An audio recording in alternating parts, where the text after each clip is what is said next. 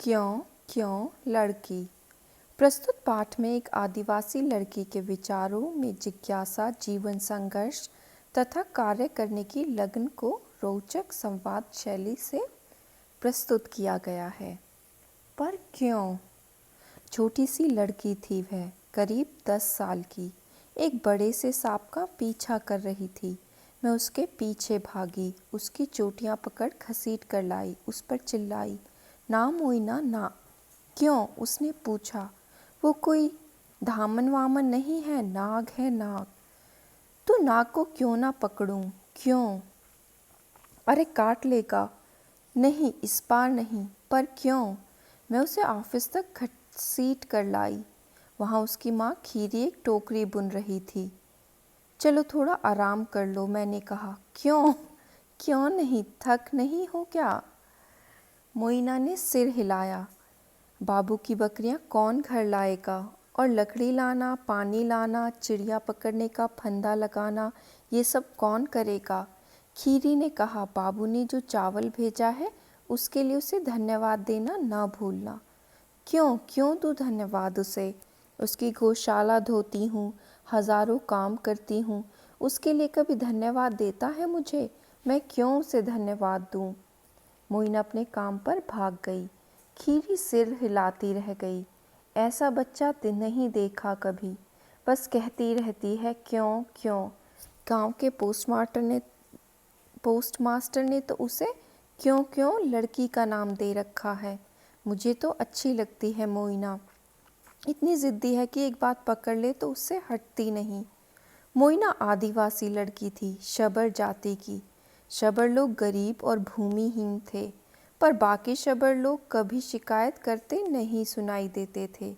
सिर्फ मोहिना ही थी जो सवाल पर सवाल करे जाती। क्यों मुझे मीलों चलना पड़ता है नदी से पानी लाने के लिए? क्यों रहते हैं हम पत्तों की झोपड़ी में?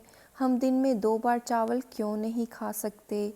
मोइना गांव के बाबुओं की बकरियां चराने का काम करती, पर ना तो वह अपने आप को दीनहीन समझती, न ही मालिकों का एहसान मानती।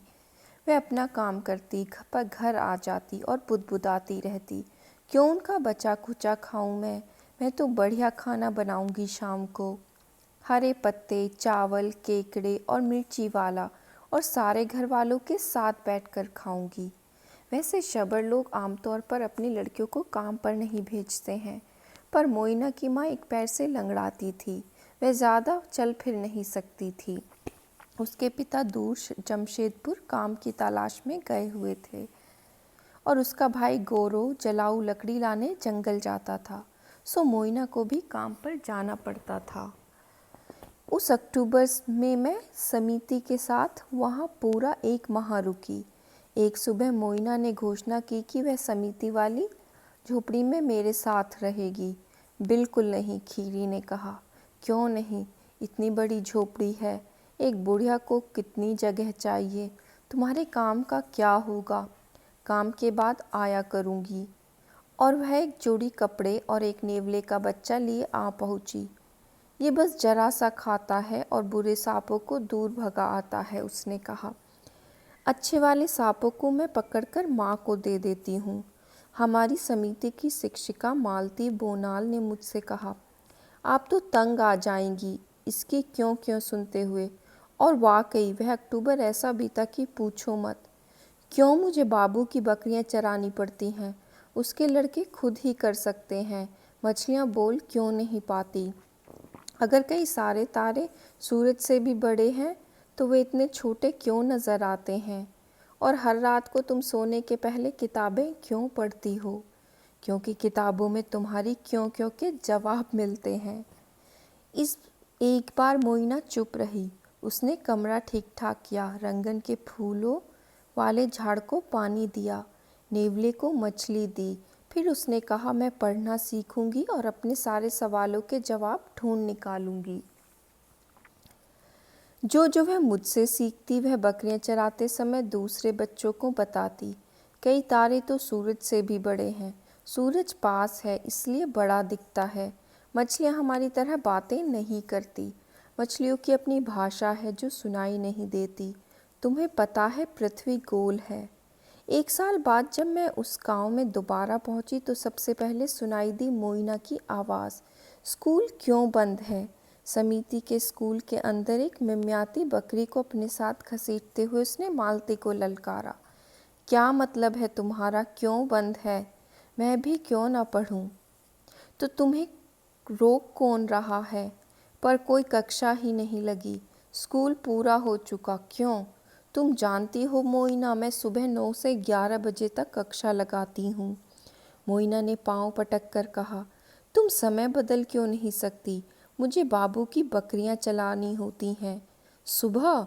मैं तो सिर्फ 11 बजे के बाद ही आ सकती हूँ। तुम पढ़ाओगी नहीं तो मैं सीखूंगी कहाँ से? मैं बूढ़ी माँ को बता दूंगी कि बकरी चलाने वाले या गाय चराने वाले हम में से कोई भी नहीं आ सकेगा अगर स्कूल का समय नहीं बदला तो। तभी उसने मुझे देखा और अपनी बकरी ले भाग खड़ी हुई। शाम को मैं मोइना की झोपड़ी पर गई।